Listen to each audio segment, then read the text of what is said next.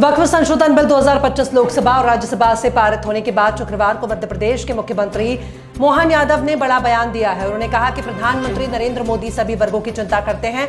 उसी का नतीजा है कि वक्फ संशोधन बिल दोनों सदनों में पास हो गया। ये बिल मुसलमानों के हित में है। मध्य प्रदेश के छतरपुर जिले बागेश्वर धाम में धीरेन्द्र कृष्ण शास्त्री द्वारा देश का पहला हिंदू गांव बनाने की आधारशिला रखी गई है।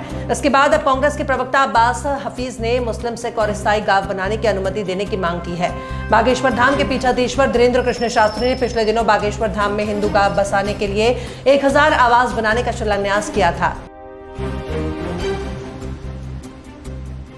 भगवान श्री राम की नगरी अयोध्या में इस वर्ष रामनवमी का पर्व ऐतिहासिक और भव्य रूप से मनाने की तैयारी जोरों पर है।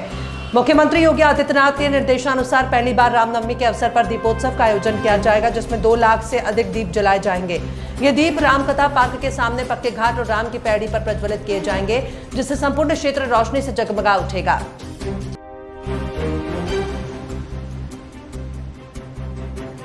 डोनाल्ड ट्रंप एक बार फिर से व्यापारिक नीतियों को लेकर सुर्खियों में है। इस बार उन्होंने भारत, इजरायल और वियतनाम जैसे महत्वपूर्ण व्यापारिक भागीदारों के साथ नई टैरिफ नीति के तहत बातचीत शुरू कर दी है। बीते 2 अप्रैल 2025 को अमेरिकी राष्ट्रपति डोनाल्ड ट्रंप ने भारत, इजरायल और वियतनाम पर नए आयात शुल्क लगाने की घोषणा की है, जो 9 अप्रैल से प्रभावी होगी।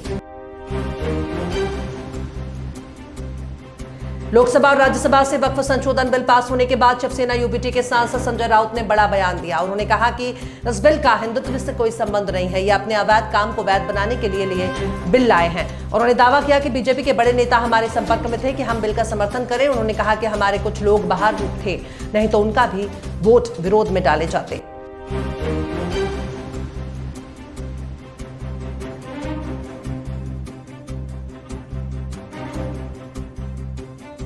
सरकार ने राशन कार्ड को आधार से लिंक करने की समय सीमा 3 महीने बढ़ाकर 30 जून कर दी है।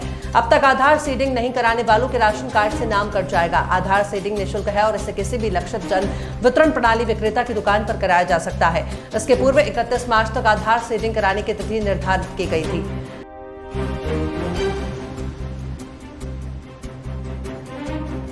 छत्तीसगढ़ से गुजरने वाली 50 ट्रेनों को फिर कैंसिल कर दिया गया है। ये गाड़ियां 23 अप्रैल से 6 मई तक अलग अलग दिनों में नहीं चलेंगी। इसके अलावा 6 ट्रेनों के रूट में बदलाव किया गया है और 28 ट्रेनों के आखिरी स्टेशन को बदला गया। इसके चलते मध्य प्रदेश, उत्तर प्रदेश, महाराष्ट्र, गुजरात, राजस्थान समेत दक्षिण भारत जाने वाले यात्रियों को परेशानी का सामना करना पड़ेगा।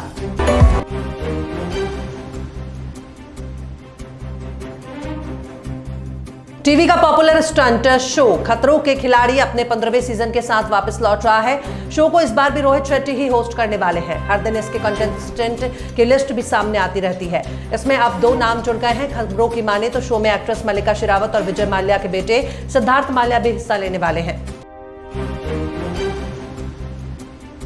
नोएडा और ग्रेटर नोएडा, अगर आप आशियाना बसाना चाहते हैं तो आपको पहले की तुलना में ज्यादा खर्च करना होगा।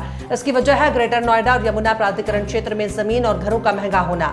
यमुना अथॉरिटी ने जहां प्रॉपर्टी की कीमत में 10% से 110% का इजाफा किया, तो वहीं प्रॉपर्टी की दरें 5% बढ़ी हैं। हालांकि इसके बावजूद दिल्ली एनसीआर में लोग यहां पर घर खरीदने को प्राथमिकता दे रहे हैं।